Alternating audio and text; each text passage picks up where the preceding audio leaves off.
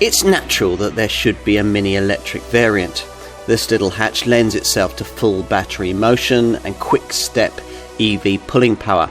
The driving range possible between charges isn't a particular strong point here, but it'll probably be fine for urban folk who'll appreciate this car's enthusiastic take on life. Market interest suggests that it could prove rather popular. It shoots away from rest with appropriate Mini and EV alacrity and a notable lack of wheel spin even in the wet. 37 miles an hour takes under 4 seconds and 62 miles an hour is accomplished in just 7.3 seconds. So we're talking near Mini Cooper S levels of performance, though as with all EVs the maximum speed is restricted, in this case to just 93 miles an hour. But then when was the last time you drove over 93 miles an hour?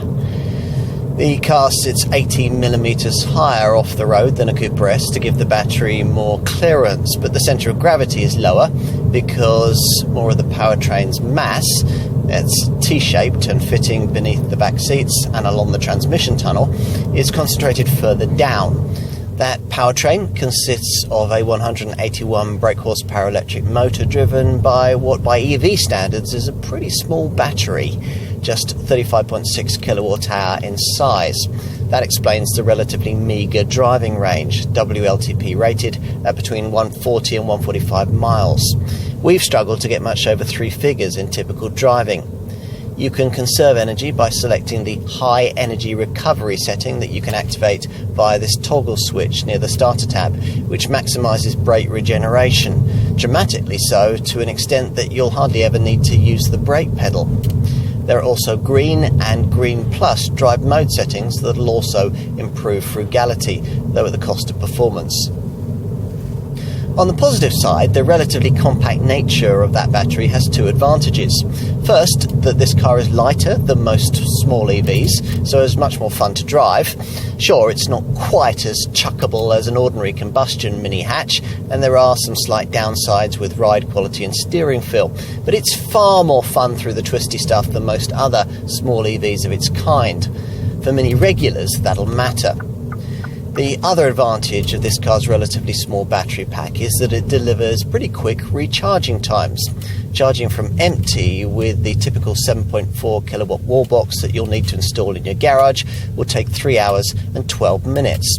With a public AC charging at 11 kilowatt point, charging would take 2 hours 30 minutes, and using a public DC rapid charger it'd take just 36 minutes.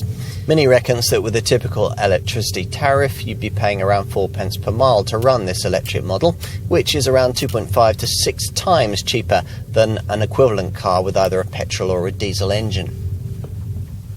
The Mini Electric is based on the same body shell as the 3-door hatch, with a number of specific differences. An embossed Mini Electric logo appears on the car's side scuttles as well as on the tailgate and the front radiator grille. The front grille, embellished here with energetic yellow finishing also applied to the mirror caps, features the hallmark hexagonal shape, but is closed as the car requires no cooling. The power pack has been just about crammed in here beneath the bonnet. You can certainly see why a bigger battery simply wasn't possible. As we've already suggested, the visual changes over the standard car are of the detail sort, which means that unless you happen to notice this large charging flap in the rear driver's side flank, the dinky power-packed profile remains completely familiar and, as on the standard car, comes with the no-cost option of a roof that's either body-coloured, white or, as in this case, black. Let's pull back the frameless door and take a look inside, where, again, differences over the normal mini hatch are minimal, so there's a reasonably premium feel with supportive seats and a rather charismatic ergonomic layout. This digital instrument screen you view through the 3-spoke steering wheel will be new to most brand regulars, a 5.5-inch colour display with a digital speedo in the centre. A battery charge meter flanks this on the right with a performance display on the left, via which you can see whether the car is replenishing its energy or using various degrees of e-power.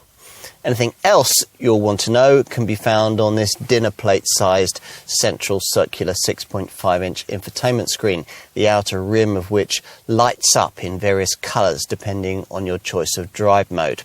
It works either by voice, by touching the screen, or by using this lower iDrive style controller between the seats.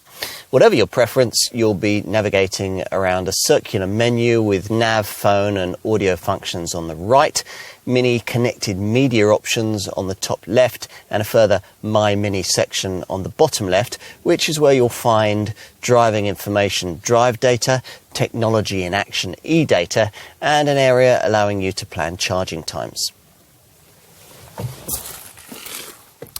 Time to take a look in the back. Well, there's good and bad here. Despite the scalloped out seatbacks, legroom remains very cramped indeed if there's an adult of more than average height in front of you. Most sports coupes we test have more knee space than this. It's some compensation, though, that you do at least get reasonable levels of head and elbow room. We'll finish by taking a look in the boot. On a little 3-door mini hatch, you won't be expecting it to be very big, and it isn't. But at least its capacity isn't compromised over that of the combustion model, which isn't always the case with EVs. Get over this rather high lip and you'll find it to be quite deep, with a good square shape and 211 litres of capacity. We have some reservations about its rather limited driving range capability, but if you're going to be regularly town-based anyway, that may not be too much of an issue. And this car's spirited handling will make up for much. Sir Alec Isagonis would have been fascinated by this model. Mini is crossing its fingers that you will be too.